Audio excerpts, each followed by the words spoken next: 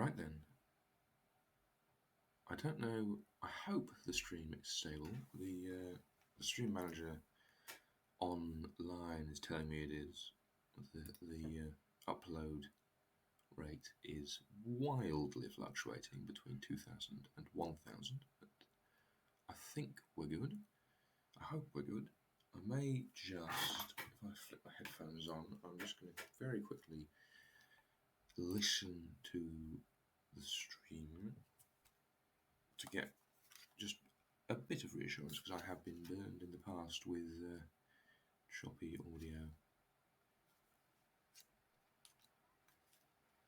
So I'm just going to do that.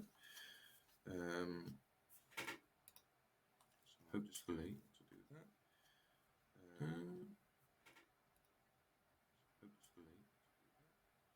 Okay, yeah, no, it sounds like we're good. Okay, yeah, no, it sounds like we're good. Yeah, great. In that case, I will get on with things. So, on Earl Grey tea this morning, which is always nice. And we have, assuming that you have been before, you may or may not be able to tell the stream quality is a bit better than previously. Although not, it's still not brilliant. It's not quite. The self-analysis thing told me that it would be able to do 720p at 30 frames a second, and it couldn't. Right. Oh, blast! I've forgotten to. I just need to send a.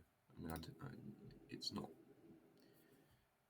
been helpful at all at any point, but let me just do the whole I will be streaming, or I am streaming tweet. Reading.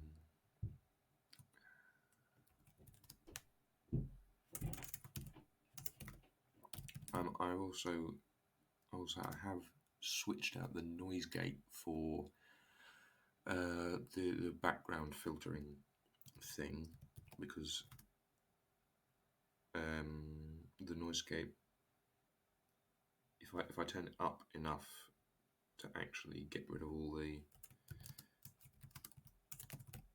background noise, then you can't hear me half the time. Or the microphone doesn't pick me up half the time, so there may or may not be worse background noise or better background noise. I imagine you can hear the keyboard clicking. I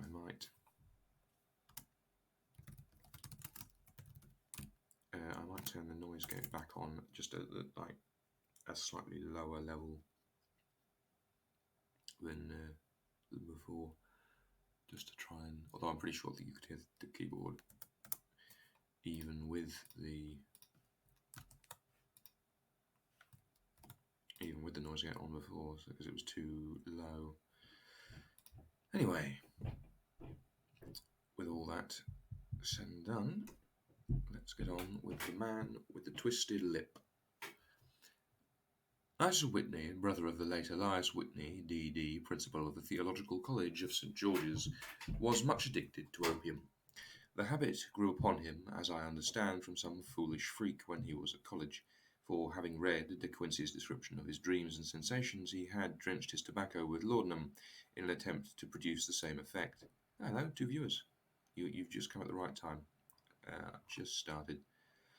I've lost my place now. I might as well start from the beginning. Isaac Whitney, brother of the late Elias Whitney, D.D., principal of the Theological College of St. George's, was much addicted to opium. The habit grew upon him, as I understand, from some foolish freak when he was at college, for, having read De Quincey's description of his dreams and sensations, he had drenched his tobacco with laudanum in an attempt to produce the same effects. He found, as so many more have done, that the practice is easier to attain than to get rid of, and for many years he continued to be a slave to the drug, an object of mingled horror and pity to his friends and relatives. I can see him now, with yellow, pasty face, drooping lids, and pinpoint pupils, all huddled in a chair, the wreck and ruin of a noble man. One night, it was in June, '89, There came a ring to my bell about the hour when a man gives his first yawn and glances at the clock. I sat up in my chair, and my wife laid her needlework down in her lap and made a little face of disappointment. "A patient," said she. "You'll have to go out." I groaned, for I was newly come back from a weary day. We heard the door open, a few hurried words, and then quick steps on the linoleum. Our own door flew open, and a lady, clad in some dark-coloured stuff with a black veil, entered the room. "You will excuse my calling so late," she began, and then, suddenly losing her self-control, she ran forward and threw her arms about my wife's neck and sobbed into her shoulder. "Oh, I'm in such trouble," she cried. "I do so want a little help." "Why," said my wife, pulling up her veil, "it is it is Kate Whitney. How you startled me, Kate. I had not an idea who you were when you came in. I don't know what to do, so I came straight to you." That was always the way. Folk who were in grief came to my wife like birds to a lighthouse. Birds? What? "It was very sweet of you to come. Now you must have some wine and water, and sit here comfortably and tell us all about it. Or should you rather that I send James off to bed?" "James? What? His name is John, isn't it?" Oh, dear. I'm getting thrown today. "Oh, no. I want the doctor's advice and help too. It's about Isa. He has not been home for 2 days. I'm so frightened about him." It was not the first time she had spoken to us of her husband's trouble. To me as a doctor, to my wife as an old friend and school companion. We soothed and comforted her by such words as we could find. Did she know where her husband was? Was it possible that we could bring him back to her? It seems that it was. She had the surest information that of late he had, when the fit was on him, made use of an opium den in the farthest east of the city. Hitherto his orgies had always been confined to one day, and he had come back, twitching and shattered in the evening. But now the spell had been upon him for 48 hours, and he lay there, doubtless among the dregs of the docks, breathing in the poison or sleeping off the effects. There he was to be found, she was sure of it, at the Bar of Gold in Upper Swandam Lane. But what was she to do? How could she, a young and timid woman, make her way into such a place and pluck her husband out from among the ruffians who surrounded him? There was the case, and of course there was but one way out. There was the case, and of course there was but one way out of it. Might I not escort her to this place? And then, as a second thought, why should she come at all? I was Isa Whitney's medical adviser, and as such I had influence over him. I could manage it better if I were alone. I promised her on my word that I would send him home in a cab within 2 hours, if he were indeed at the address which she had given me. And so, in 10 minutes, I had left my armchair and cheery sitting-room behind me, and was speeding eastwards, a hansom, on a strange errand, as it seemed to me at the time, though the future only could show how strange it was to be. But there was no great difficulty in the first stage of my adventure. Upper Swandam Lane is a vile alley lurking behind the high wharfs which lie on the north side of the river to the east of the London Bridge. Between a slop shop and a gin shop, approached by a steep flight of steps leading down to a black gap like a mouth of cave, I found the den of which I was in search. Ordering my cab to wait, I passed down the steps, worn hollow in the centre by the ceaseless tread of drunken feet, and by the light of a flickering oil lamp above the door. I found the latch and made my way into a long, low room, thick and heavy with the brown opium smoke, and terraced with wooden berths like the forecastle of an emigrant ship. Through the gloom one could dimly catch a glimpse of bodies lying in strange, fantastic poses, bowed shoulders, bent knees, heads thrown back, and chins pointing up, with here and there a dark, lacklustre eye turned upon the newcomer. Out of the black shadows there glimmered little red circles of light, now bright, now faint, as the burning poison waxed and waned in the bowls of the metal pipes. The most lay silent, but some muttered to themselves, and others talked together in strange, low, monotonous voices, their conversation coming in gushes, and then suddenly tailing off into silence, each mumbling out his own thoughts and paying little heed to the words of his neighbour. At the farther end was a small brazier of burning charcoal, beside which, on a three-legged wooden stool, there sat a tall, thin, old man, with his jaw resting upon his two fists, and his elbows upon his knees, staring into the fire. As I entered, a sallow Malay attendant had hurried up with a pipe for me and a supply of the drug, beckoning me to an empty berth. "Thank you, I have not come to stay," said I. "There is a friend of mine here, Mr. Isa Whitney, and I wish to speak with him." There was a movement and an exclamation from my right, and peering through the gloom I saw Whitney, pale, haggard, and unkempt, staring out at me. "My God, it's Watson," said he. He was in a pitiable state of reaction, with every nerve a twitter. "I say, Watson, what o'clock is it?" "Nearly 11. Of what day?" "Of Friday, June 19th. "Good heavens! I thought it was Wednesday." "It is Wednesday. What do you want to frighten chap for?" He sank his face onto his arms and began to sob in a high treble key. "I tell you that it is Friday, ma'am. Your wife has been waiting for you these 2 days. You should be ashamed of yourself." "So I am, but you've got mixed, Watson, for I have only been here a few hours. 3 pipes, 4 pipes, I forget how many. But I'll go home with you. I wouldn't frighten Kate. Poor little Kate. Give me your hand. Have you a cab?" "Yes, I have one waiting." "Then I shall go on it. But I must owe something. Find what I owe, Watson. I'm all off colour. I can do nothing for myself." I walked down the narrow passage between the double row of sleepers, holding my breath to keep out the vile, stupefying fumes of the drug, and looking about for the manager. As I passed the tall man who sat by the brazier, I felt a sudden pluck at my skirt. "I'm not scared. Watson, how adventurous of you." I felt a sudden pluck at my skirt, and a low voice whispered, "Walk past me, then look back at me." The words fell quite distinctly upon my ear. I glanced down. They could only have come from the old man at my side, and yet he sat now as absorbed as ever, very thin, very wrinkled, bent with age, an opium pipe dangling from between his knees as though it had dropped in sheer lassitude from his fingers. I took 2 steps forward and looked back. It took all my self-control to prevent me from breaking out into a cry of astonishment. He had turned his back so that none could see him but I. His form had filled out, his wrinkles were gone, the dull eyes had regained their fire, and there, sitting by the fire and grinning at my surprise, was none other than Sherlock Holmes. He made a slight motion to me to approach him, and instantly, as he turned his face half round to the company once more, subsided into a doddering, loose-lipped senility. Senility. "Holmes, what on earth are you doing in this den?" "As low as you can," he answered. "I have excellent ears. If you would have the great kindness to get rid of that sottish friend of yours, I should be exceedingly glad to have a little talk with you." "I have a cab outside." "Then pray send him home in it. You may safely trust him, for he appears to be too limp to get into any mischief. I should recommend you also send a note by the cabman to your wife to say that you have thrown your lot in with me. If you will wait outside, I shall be with you in 5 minutes."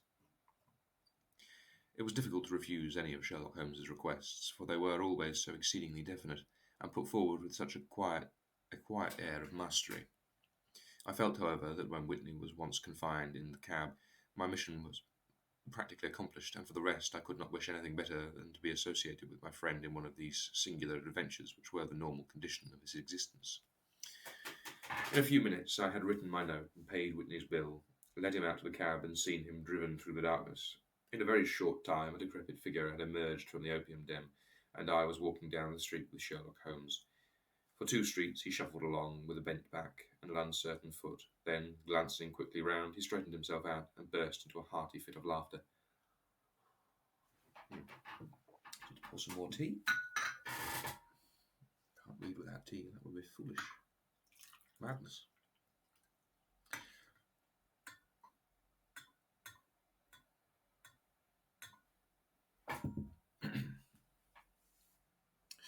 I suppose, Watson, he said, that you imagine I have added opium smoking to cocaine injections and all the other little weaknesses on which you have favoured me with your medical views. I was certainly surprised to find you there, but not more so than I to find you. I came to find a friend, and I to find an enemy. An enemy? Yes, one of my natural enemies, or shall I say my natural prey. Briefly, Watson, I am in the midst of a very remarkable inquiry, and I have hoped to find a clue in the incoherent ramblings of these sots, as I have done before now.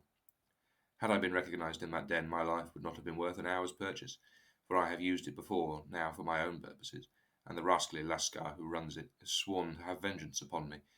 There is a trapdoor at the back of that building, near the corner of Paul's Wharf, which could tell some strange tales of what has passed through it upon the moonless nights. What? You do not mean bodies? Ay, bodies, Watson. We shall be rich men if we had £1,000 for every poor devil who has been done into death in that den. It is the vilest murder trap in the whole riverside, and I fear that Neville St. Clair has entered it, never to leave it more. But our trap should be there, should be oh dear. But our trap should be here. He put his two forefingers between his teeth and whistled shrilly, a signal which was answered by a similar whistle from a distance, followed shortly by the rattle of wheels and the clink of horses' hoofs. Now, Watson, said Holmes, as a tall dog-cart dashed up through the gloom, throwing out two golden tunnels of yellow light from its side lanterns. You'll come with me, won't you? Well, if I could be in you. Oh dear. Terrible. Terrible today. Out of practice. If I can be of use. Oh, a trusty comrade is always of use, and a chronicler still more so. My room at the Cedars is a double-bedded one. The Cedars? Yes, that is Mr. St. Clair's house. I am staying there while I conduct the inquiry. Where is it, then? Near Lee, in Kent. We have a 7-mile drive before us. But I am all in the dark. Of course you are. You'll know all about it presently. Jump up here. All right, Watson. We shall not need you. Here's £5. Look out for me tomorrow about 11. Give her...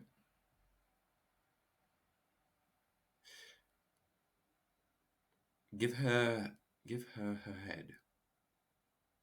I think that's a turn of phrase that is very long out of use. Give her her head. So long, then. He flicked the horse with his whip, and we dashed away through the endless succession of sombre and deserted streets, which gradually widened until we were flying across a broad, balustraded bridge, with the murky river flowing sluggishly beneath us. Beyond lay another dull wilderness of bricks and mortar, its silence broken only by the heavy, regular footfall of the policeman, or the songs and shouts of some belated party of revellers. A dull rack was drifting slowly across the sky, and a star or two twinkled dimly here and there through the rifts of the clouds. Holmes drove in silence, with his head sunk upon his breast and the air of a man who is lost in thought, while I sat beside him, curious to learn what this new quest might be, which seemed to tax his powers so sorely, and yet afraid to break in upon the current of his thoughts. We had driven several miles, and were beginning to get to the fringe of the belt of suburban villas, when he shook himself, shrugged his shoulders, and lit up his pipe with the air of a man who has satisfied himself that he is acting for the best.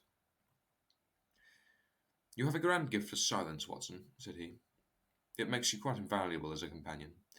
Upon my word, it is a great thing for me to have someone to talk to, for my own thoughts are not over pleasant. I was wondering what I should say to this dear little woman tonight when she meets me at the door. You forget that I know nothing about it.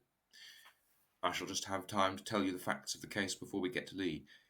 It seems absurdly simple, and yet somehow I can get nothing upon it. There's plenty of thread, no doubt, but I can't get to the end of it into my hand. Now I'll state the case clearly and concisely to you, Watson, and maybe you can see a spark where all is dark to me. Proceed, then. One moment, I just need to...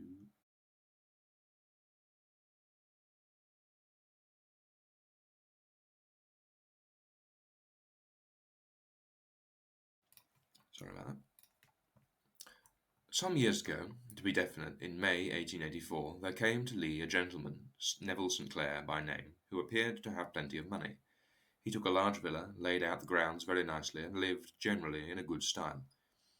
By degrees he made friends in the neighbourhood, and in 1887 he married the daughter of a local brewer, by whom he now has two children. He had no occupation, but was interested in several companies, and went into town as a rule in the morning, returning by the 5:14 from Cannon Street every night.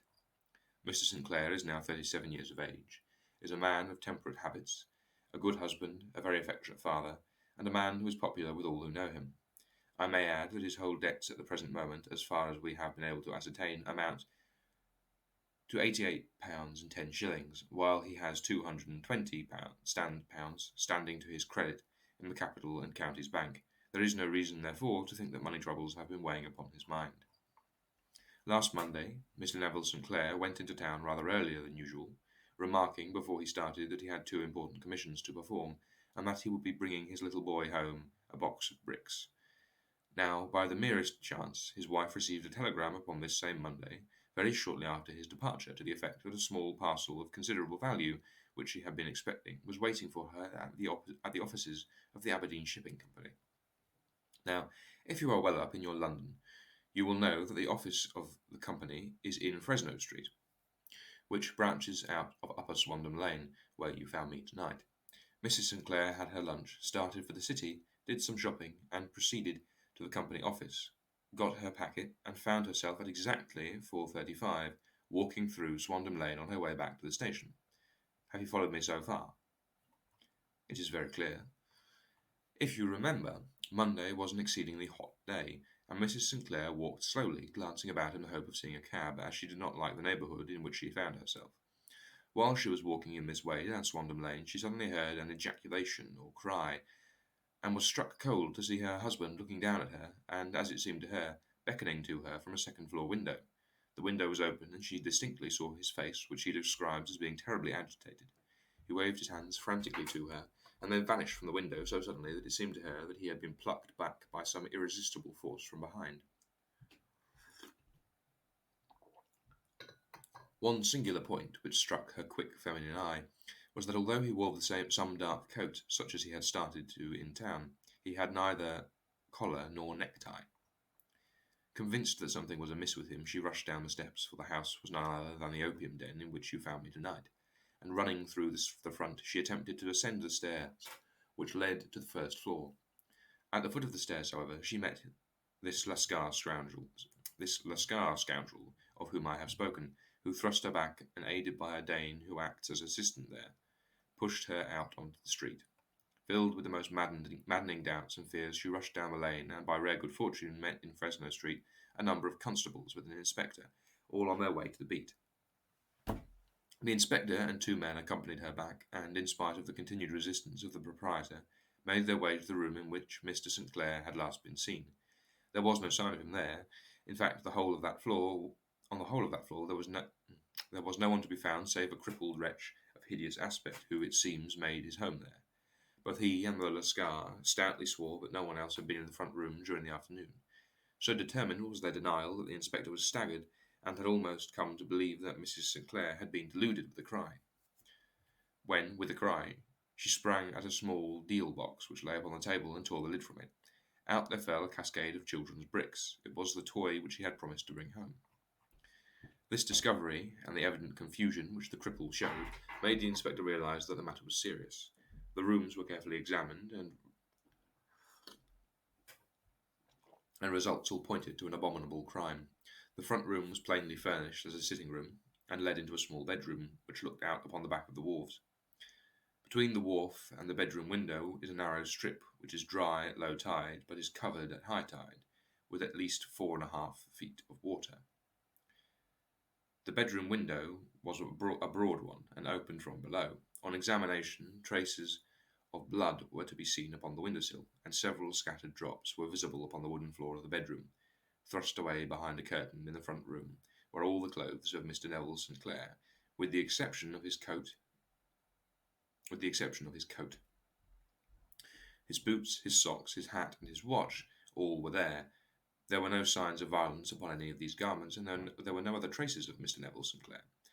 Out of the window he must apparently have gone, for no other exit could be discovered, and the ominous bloodstains upon the sill gave little promise that he could save himself by swimming, for the tide was at its very highest at the moment of the tragedy.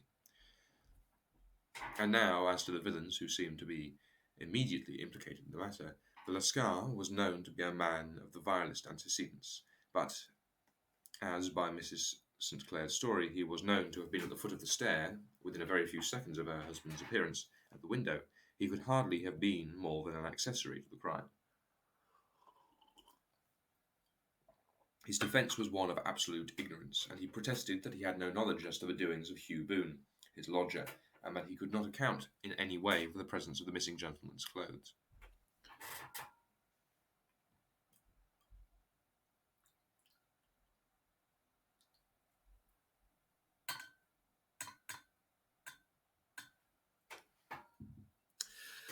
So much for the Lascar manager. Now for the sinister cripple who lives upon the second floor of the opium den, and who was certainly the last human being whose eyes rested upon Neville St. Clair. His name is Hugh Boone, and his hideous face is one which is familiar to every man who goes much to the city. He is a professional beggar, though in order to avoid the police regulations he pretends to a small trade in the wax festers. Some little distance down Threadneedle Street, upon the left side, there is, as you may have remarked, a small angle in the wall. Here it is that this creature takes his daily seat, cross-legged with his tiny stock of matches on his lap, as he is a piteous spectacle, a small rain of charity descends into the greasy leather cap which lies upon the pavement before him. I have watched the fellow more than once before ever I thought of making his professional acquaintance, and I have been surprised at the harvest which he has reaped in a short time. His appearance, you see, is so remarkable that no one can pass him without observing him. A shock of orange hair, a pale face disfigured by a horrible scar, which, by its contraction, has turned up the outer edge of his upper lip in a bulldog chin. Has turned up the outer edge of his upper lip. A bulldog chin and a pair of very penetrating dark eyes, which present a singular contrast to the colour of his hair, all mark him out from amid the common crowd of mendicants, and so too does his wit, for he is ever ready with a reply to any piece of chaff which may be thrown at him by the passers-by. This is the man whom we now learn to have been the lodger at the opium den, and to have been the last man to see the gentleman of whom we are in quest. But a cripple, said I. What could he have done single-handed against a man in the prime of his life? He is a cripple in the sense that he walks with a limp, but in other respects he appears to be a powerful and well-nurtured man.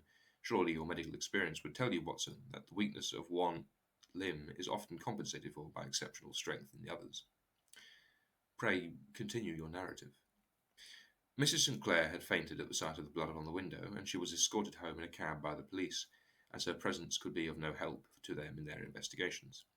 Inspector Barton, who had charge of the case, made a very careful examination of the premises, but without finding anything which threw light upon the matter. One mistake had been made in not arresting Boone instantly, as he was allowed some few minutes, during which he might have communicated with his friend the Lascar, but this fault was soon remedied, and he was seized and searched without anything being found which could incriminate him.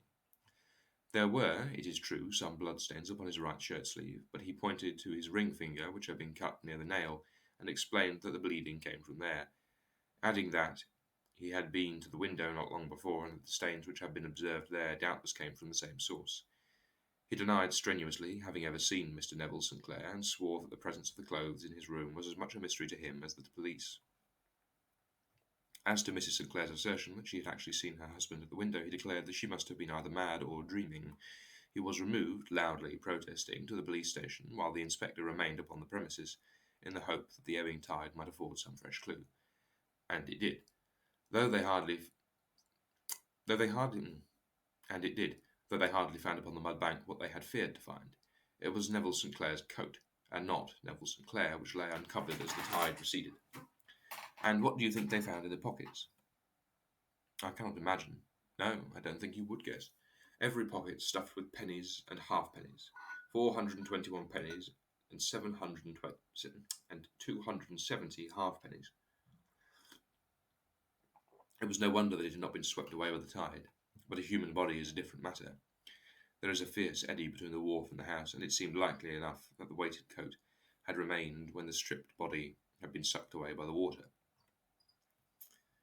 But I understand that all the other clothes were found in the room. Why would the body be dressed in a coat alone? No, sir, but the facts might be met speciously enough. Suppose that this man Boone had thrust Neville St. Clair through the window. There is no human eye which could have seen the deed. What would he do then?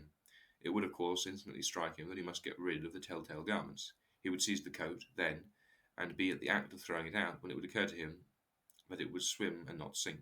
He has little time, for he has heard of the scuffle downstairs when the wife tried to force her way up, and perhaps he has already heard from his Lascar confederate that the police are hurrying up the street.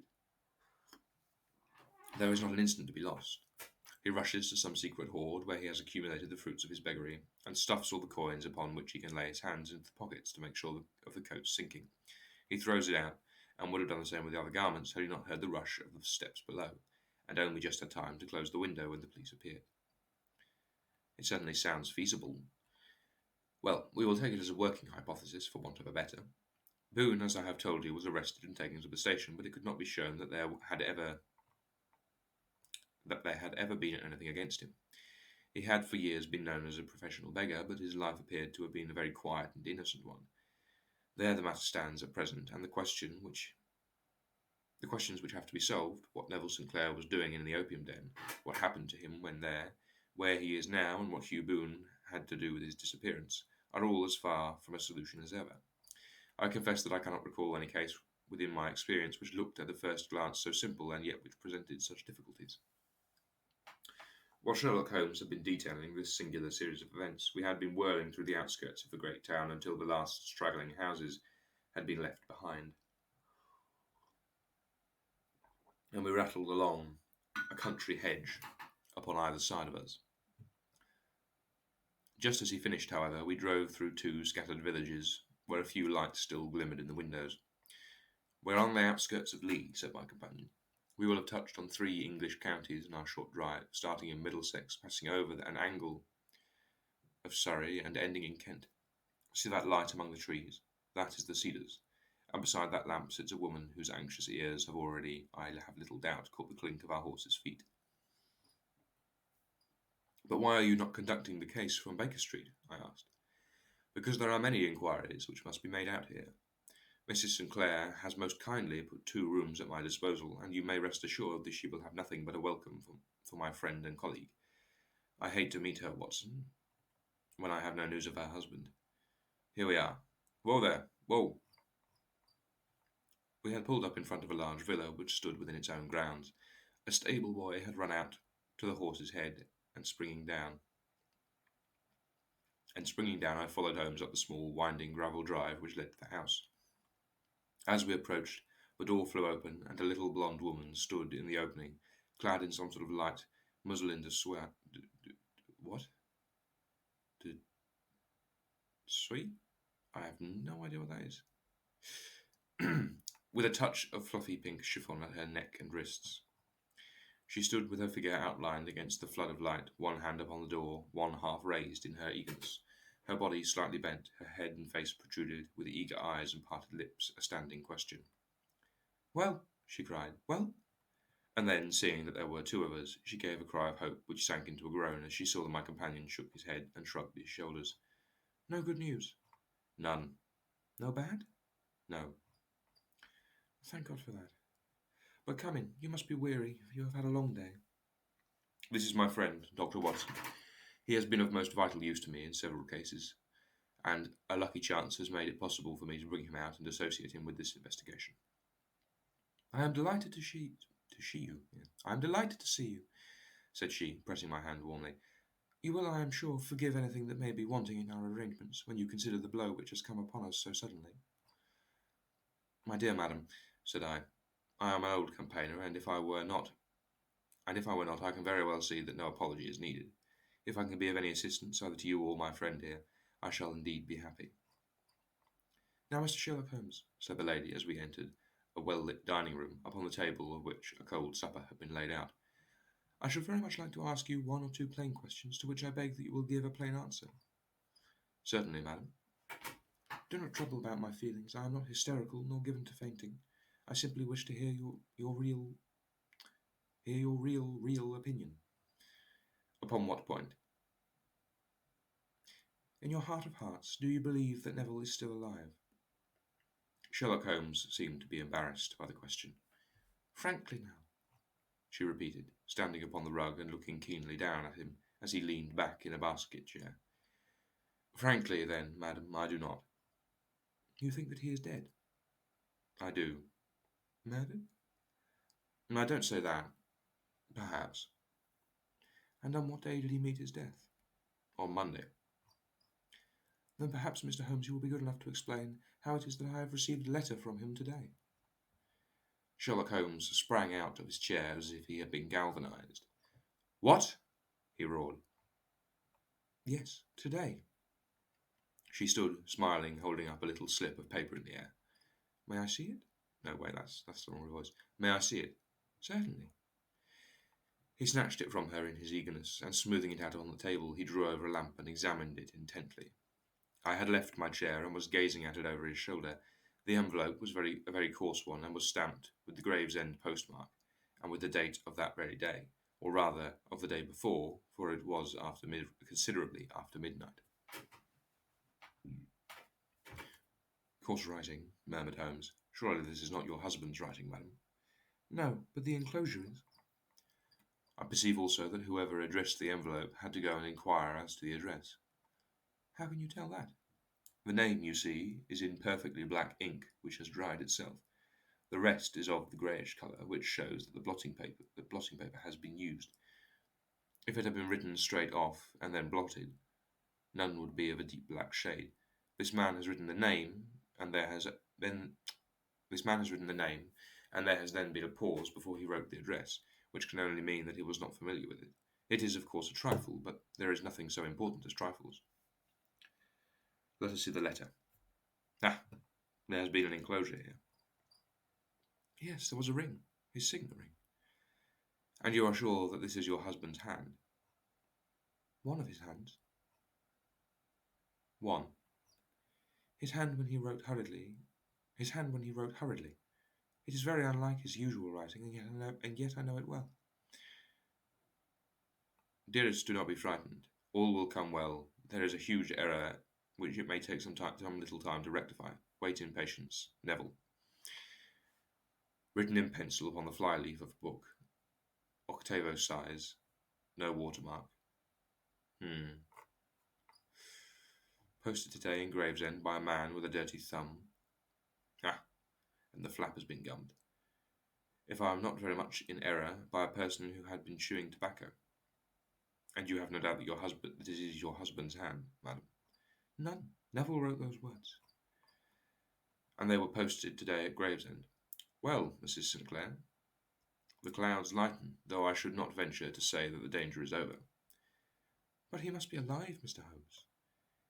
Unless this is a clever forgery to put us on the wrong scent. The ring, after all, proves nothing. It may have been taken from him. No, it is. It is his very own hand. It is his very own writing. Very well. It may, however, have been written on Monday and only posted today. Well, that is possible. If so, much may have happened between. Oh, you must not discourage me, Mr. Holmes. I know that all is well with him. There is so keen a sympathy between us that I should know if evil came upon him. On the very day that I saw him last, he cut himself in the bedroom, and yet I, in the dining room, rushed upstairs instantly with the utmost certainty that something had happened. Do you think that I would respond to such a trifle and yet be ignorant of his death? I have seen too much not to know that the impression of a woman may be more valuable than the conclusion of an analytical reasoner. And yet, in this letter, you certainly have a very strong piece of evidence. Oh, for the love of God! A very strong piece of evidence to corroborate your view. But if your husband is alive and able to write letters, why should he remain away from you? I cannot imagine. It is unthinkable. And on Monday he made no remarks before leaving you. No. And you were surprised to see him in Swandam Lane. Very much so. Was the window open? Yes. Then he might have called to you. He might. He only, as I understand, gave an inarticulate cry. Yes. A call for help, you thought? Yes, he waved his hands.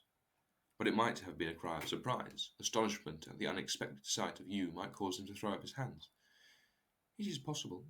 And you thought he was pulled back. He disappeared so suddenly. He might have leaped back. You did not see anyone else in the room. No, but this horrible man confessed to having been there, and the scar was at the foot of the stairs. Quite so. Your husband, as far as you could see, had his ordinary clothes on, but without his collar or tie. I distinctly saw his bare throat. Had he ever spoken of Swandam Lane?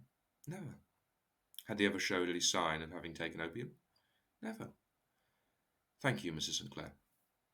Those are the principal points about which I wished to be absolutely clear. We shall now have a little supper and then retire, for we have a very busy day tomorrow. Just one moment.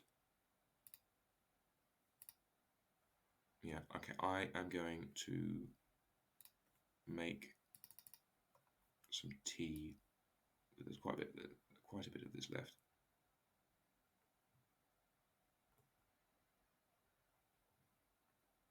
Uh,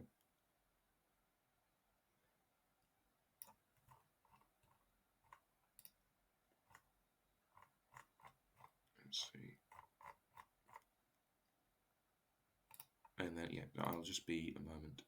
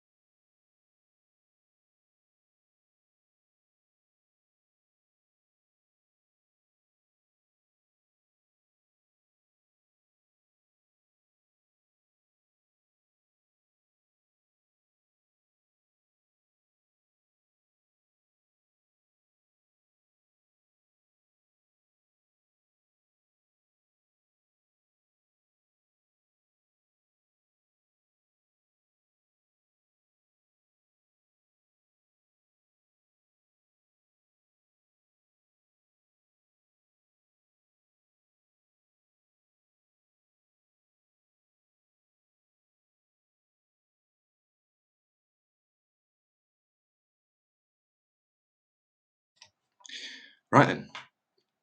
Sorry about sorry about that. That's strange. The audio's changed to something different. That's odd. I wonder why I did that. You'll have to let me know if it's worse. Right. Where was I? We have a very busy day tomorrow. There we go. Now, brace yourself for the timer, by the way. A large and comfortable double-bedded room had been placed at our disposal, and I was quickly between the sheets, for I was weary after my night of adventures. Sherlock Holmes was a man, however, who, when he had an unsolved problem upon his mind, would go for days or even for a week without rest, turning it over, rearranging the facts, looking at it from every point of view, until he had either fathomed it or convinced himself that his data was insufficient. It was soon evident to me that he was now preparing for an all-night sitting. He took off his coat and waistcoat, put on a large blue dressing gown, and then wandered about the room, collecting pillows from his bed and cushions from the sofa and armchairs.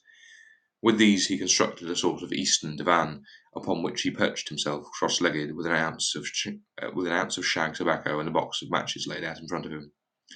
In the dim light of the lamp I saw him sitting there, an old briar pipe between his lips, his eyes fixed vacantly upon the corner of the ceiling, the blue smoke curling up from him, silent, motionless, with the light shining upon his strong-set, aquiline features. So he sat as I dropped off to sleep, and so he sat, when a sudden ejaculation caused me to wake up. Oh my God. Oh, Watson. Oh dear. And I found the summer sun shining into the apartment. The pipe was still between his lips, the smoke still curled upwards, and the room was full of a dense tobacco haze, but nothing remained of the heap of shag which I had seen him upon the previous night. Right. Pour tea. Very important. I'm incoherent enough when I've got plenty of tea. I'm even worse when I've not got any tea. It's dreadful. Right.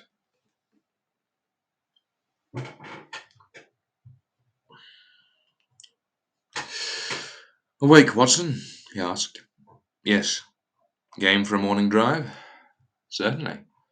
Then dress. No one is stirring yet, but I know where the stable boy sleeps. We shall soon have the trap out. He chuckled to himself as he spoke. His eyes twinkled, and he seemed a different man to the sombre thinker of the previous night. As I dressed, I glanced at my watch. It was no wonder that no one was stirring. It was 25 minutes past 4.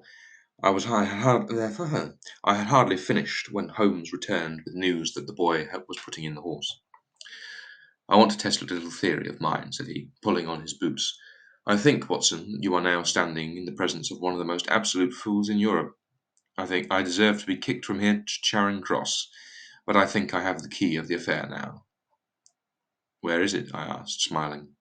In the bathroom, he answered. Oh, yes, I'm not joking, he continued, seeing my look of incredulity. I have just been there, and I have taken it out, and I have got it in this Gladstone bag. Come on, my boy, we shall see whether it will fit the lock. We made our way downstairs as quietly as possible, and out into the bright morning sunshine. In the road stood our horse and trap, with the half-clad stable boy waiting at the head. We both sprang in, and away we dashed on the London road. A few country carts were stirring, bearing in vegetables to the metropolis, but the lines of villas on either side were as silent and lifeless as some city in a dream. It has been in some points a singular case, said Holmes, flicking the horse into a gallop. I confess that I have been as blind as a mole, but it is better to learn wisdom late than to never learn it at all. In the town, the earliest risers were just beginning to look sleepily from their windows as we drove down the streets of the Surrey side. Passing down the Waterloo Bridge Road, we crossed over the river and dashed up Wellington Street, wheeled sharply to the right, and found ourselves in Bow Street.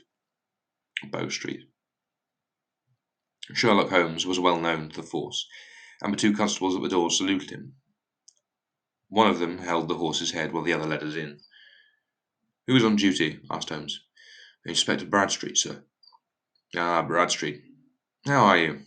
A tall, stout official had come down the flagstone passage in a peaked cap and frock jacket. "I wish to have a quiet word with you, Bradstreet." Certainly, Mr. Holmes. Step into my room here." It was a small office-like room, with a huge ledger upon the table and a telephone projecting from the wall. The inspector sat down at his desk. "What can I do for you, Mr. Holmes?" "I called about the beggarman, Boone, the one who was charged with being concerned in the disappearance of Mr. Neville St. Clair of Lee." "Yes. He was brought up and remanded for further inquiries." "So I hear." "You have him here?" "So I heard." "You have him here?" "In the cells." "Is he quiet?" "Oh, he gives no trouble, but he is a dirty scoundrel." "Dirty?" "Yes. It's all we can do to make him wash his hands, and his face is as black as a tinker's." Well, when once his case has been settled, he will have a regular prison bath, and I think if you saw him you would agree with me that he needed it." "I should like to see him very much." "Would you? That is easily done. Come this way. You can leave your bag." "No, I think I'll take it." "Very good. Come this way, if you please."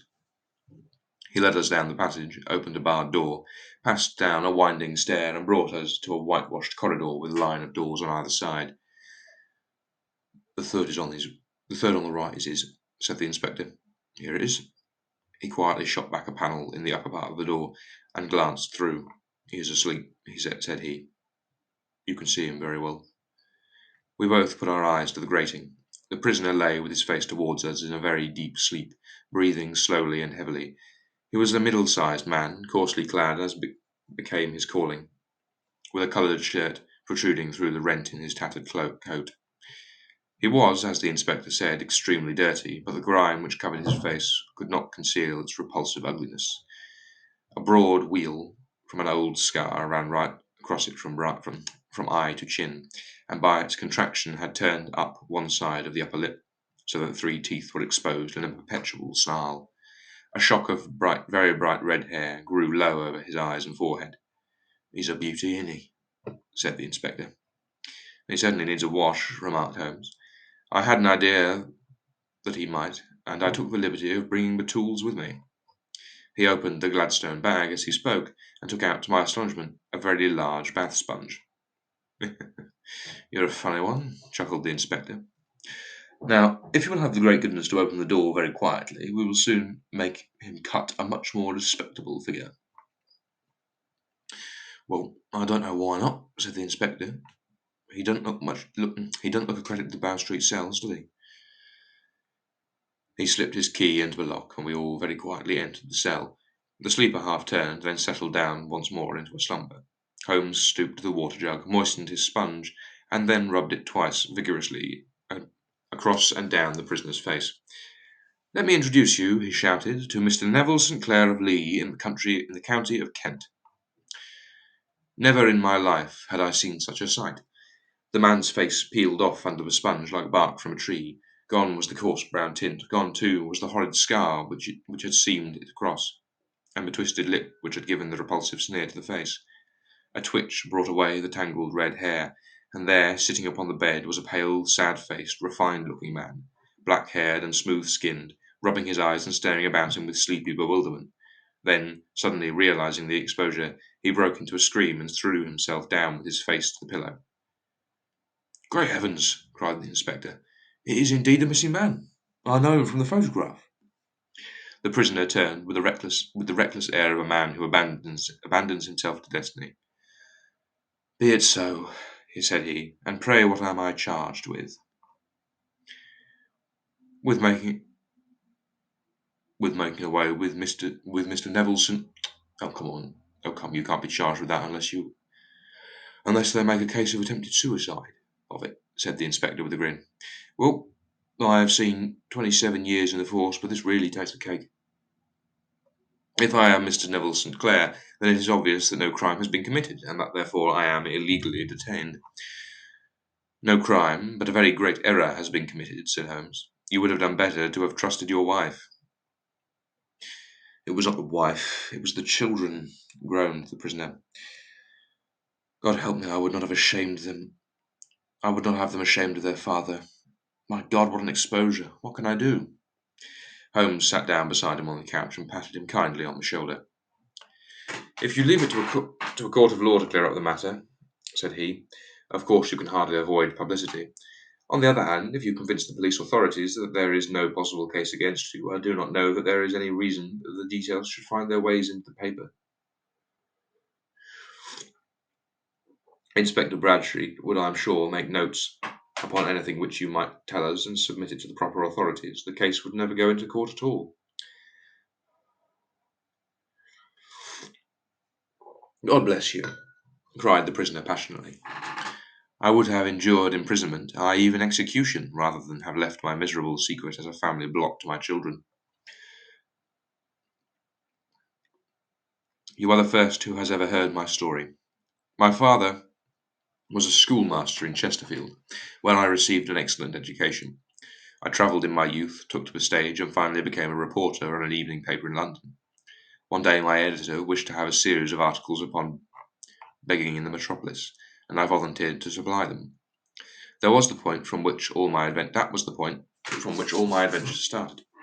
It was only by trying begging as an amateur that I could get the facts upon which to base my articles. When an actor, I had, of course, learned all the secrets of making up, and I had been famous in the green room for my skill. I took advantage now of my attainments. I painted my face, and to make myself as pitiable as possible, I made a good scar and fixed one side of my lip in a twist with the aid of a small slip of flesh-coloured plaster.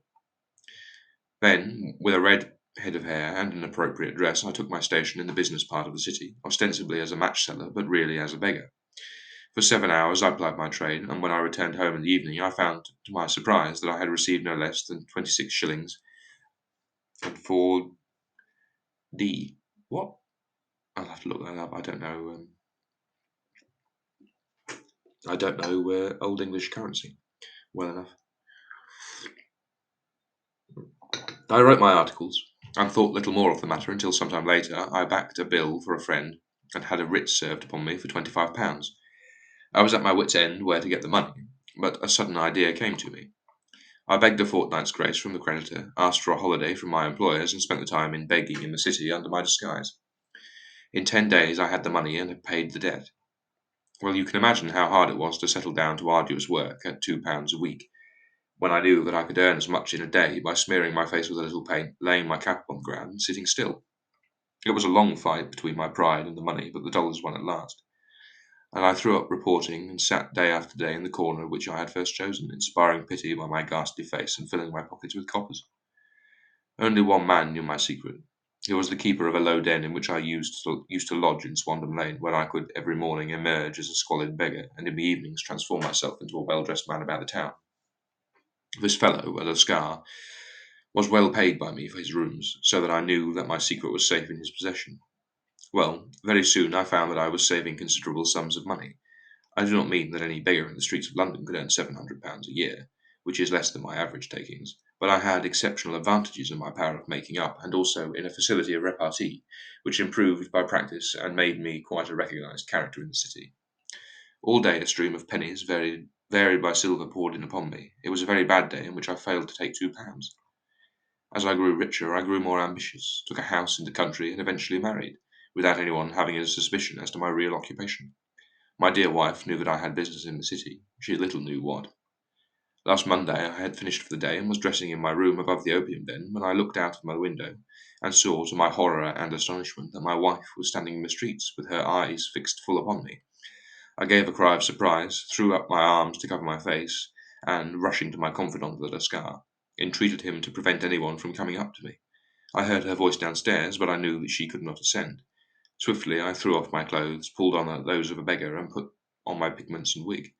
Even a wife's eyes could not pierce so complete a disguise. But then it occurred to me that there might be a search in the room, and that the clothes might betray me. I threw open the window, reopening by a small violence by my violence a small cut which I had inflicted upon myself in the bedroom that morning. Then I seized my coat, which was weighted by the coppers which I had just transferred to it from a leather bag in which I carried my takings. I hurled it out the window, and it disappeared into the Thames. The other clothes would have followed, but at that moment there was a rush of constables up the stairs, and a few minutes after I found it, I confess to my relief. Mm. And a few minutes after I found, rather I confess to my relief, that instead of being identified as Mr. Neville St. Clair, I was arrested as his murderer. I do not know that there is anything else for me to explain.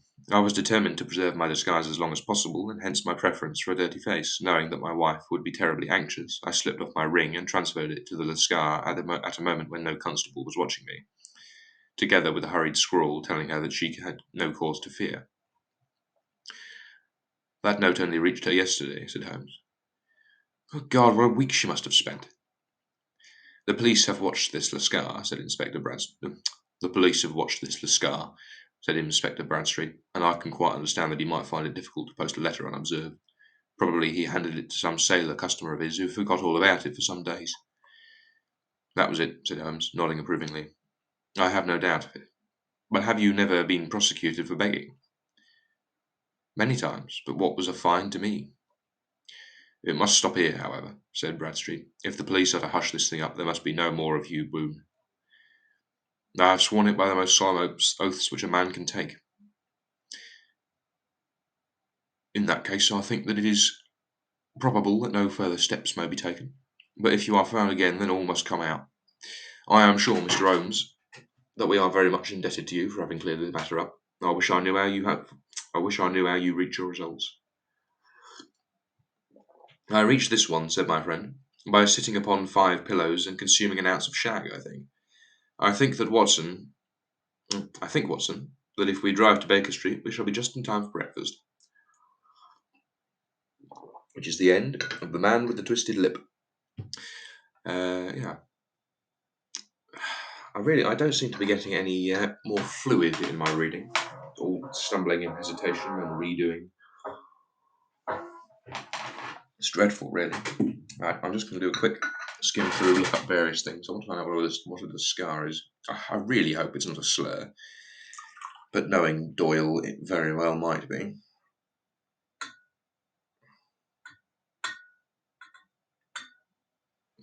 Hopefully, it's just a place name or a term for an ethnic group that's not a slur. Anyway, let me switch over to screen capture. I'll need to let me just check that that's working. There'll be a bit of infinite mirror, a bit of a flipping heck. Now that is a long delay, a very long delay.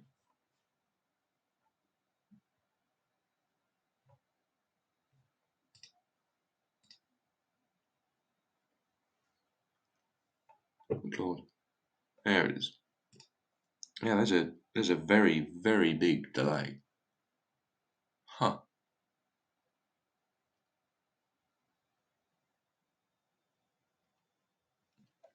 Anyway, let's see. So, what was the last scar and why did that? Okay, so it's yeah, so it's just an Asian sailor employed by the East India Company. Okay, that's okay. It's a relief. Let's see. Yeah, so I'm going to do this as is standard, and then I will. I just want to do a quick stream quality test because I have streamed some EU4. The old quality was not good enough, really. So that's why I've upped the stream. That's why I went and got the Ethernet cable and upped the stream quality a bit.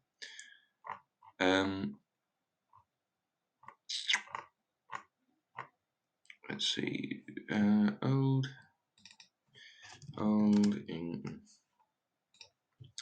Old English currency. Oh, there we go. D. Look at that. Pennies were confusingly abbreviated. Okay, so that's 26 shillings and 4 pence. That's odd. No wonder I couldn't figure it out. being the old English currency is terrible. It's ever incomprehensible. Let's see. There were actually quite a few things I recall that I wanted to look at, but I can never remember them after the fact.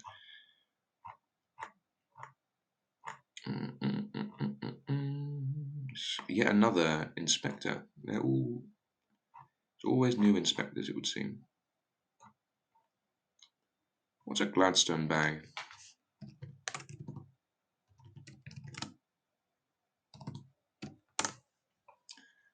Oh, is it one of those ones that it's one of those ones that snaps shut in the middle and opens outward. Okay.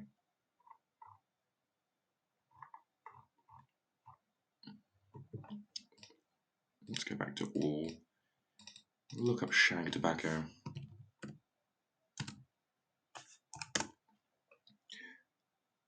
Oh, it's just loose tobacco. Okay, well, that makes sense if he's using a pipe. Oh, there was a pipe type as well, wasn't it? Cross-legged and a box of matches. Briar pipe. Is that yeah, that's the stereotypical Sherlock Holmes pipe. That makes sense. It's fancy. It's got its own pipe stand in the picture. Let's see.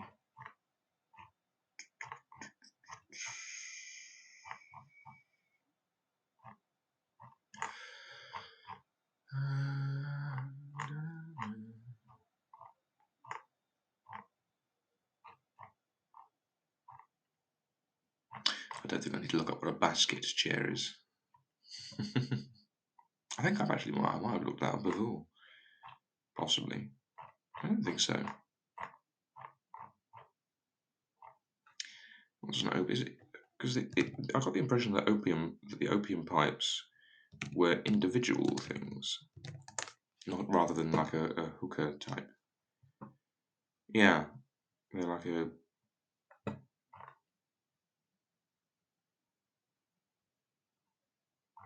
specific thing.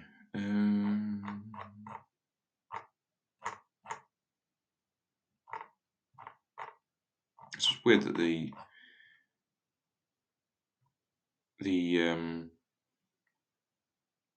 half pennies are abbreviated as OB, of all things.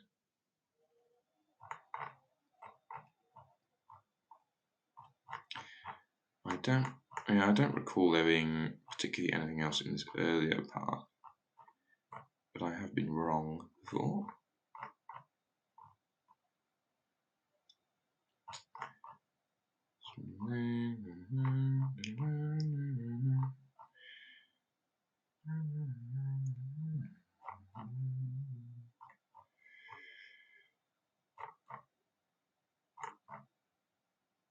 Yeah, I think we are good. I should really, what I'm doing is I should have the Twitch app open so I can see chat without,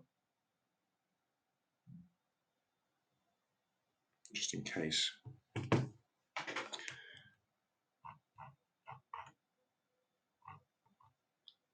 But I do think, I'll tell you what I need to look up. I need to look up the cart. Let me see, I think it's called a trap cart.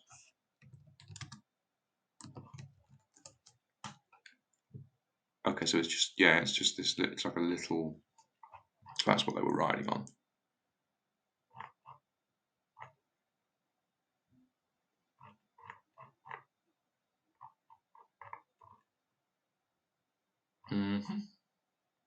Oh, hello. Second person. You've come at the end of the stream, I'm afraid. I'm just going through and looking up what various things that are a bit old-fashioned and out of date mean and or look like. So I just looked up a card, for example. It turns out that in Old English currency, pennies were abbreviated with a D. So if you would have pounds with a pound sign, and then shillings with an S, and then pennies with a D, and then half pennies with OB of all things, which is just why? Just make it make sense. Then again, expecting sense from the English people is absurd. I would know.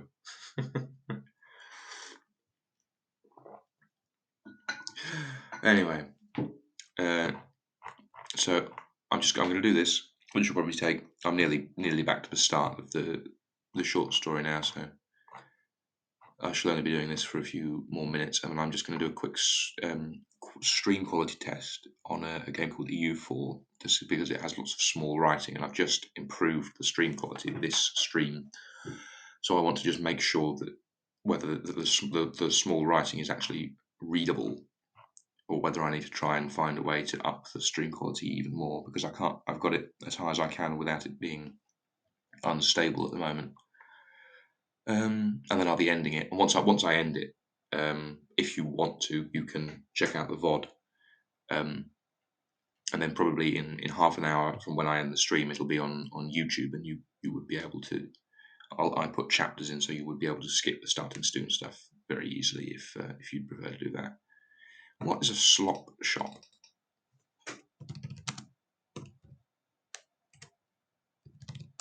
Let's see. Slop shop. A shop where slops. Ready-made clothes. Oh, okay. So Gap. BHS. Was it BHS or was it B&M?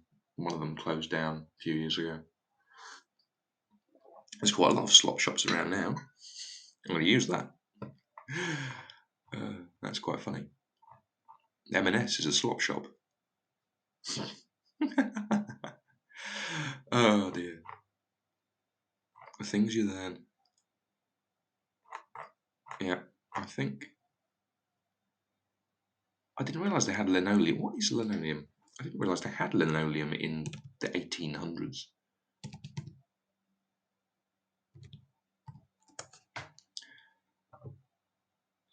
It's materials. So it's like solidified linseed oil, pine resin, ground cork dust. That is interesting.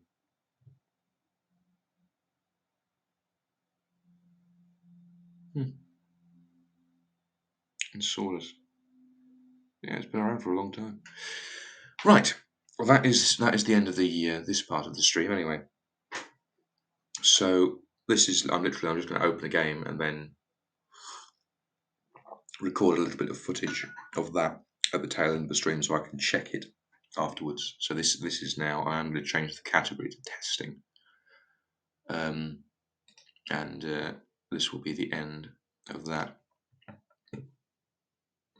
So whether you choose to stick around for that or not, for the love of God, let me just flick onto a background so it's not spiraling off into infinity. Let me see. I need to edit the stream info. Change to test. There we go. And then I need to open EU4. Oh yes, incidentally, if you would be interested in watching me make a large number, well not a large number, but watching me make exceedingly broken modded custom nations so that I can then put them all together in a world and pit them against each other, do feel free to come back later on today, probably around 4ish, I think.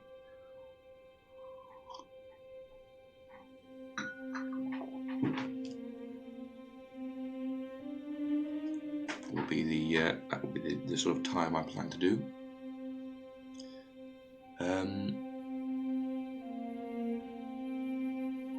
I believe stream capture is control 2. I think.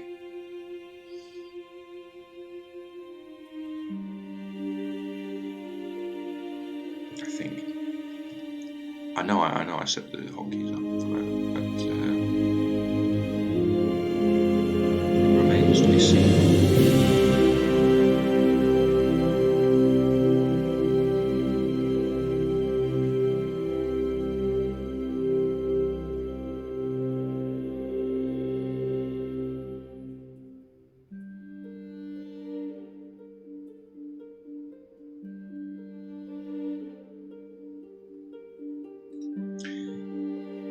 just jump in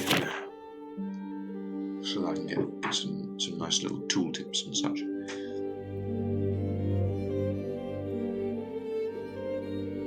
Don't know what about that.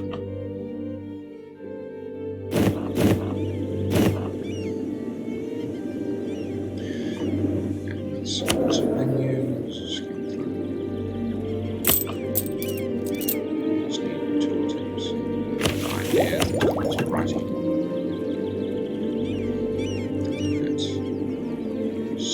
Traditions. Actually, let's just scroll.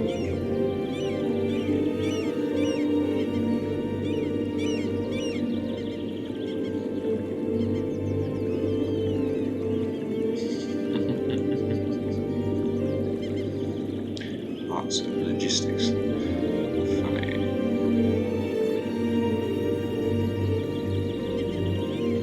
There we go. That's awesome text.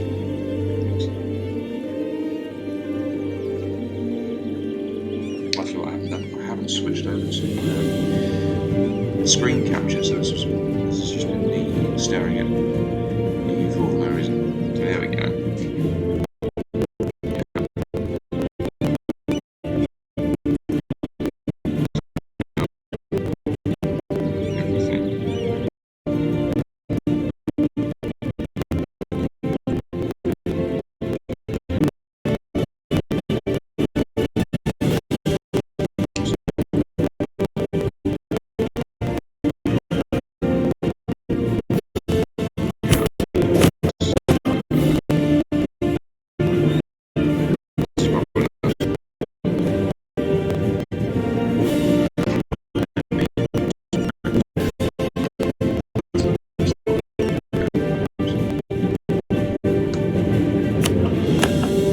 Switch to the rules. Hello, I'm afraid you've come at a bad time as I'm about to end the stream. I was just doing a quick test. Unfortunately, you may well be gone by the time you hear this because the stream delay is pretty. Well, it's not horrendous, but it's not great.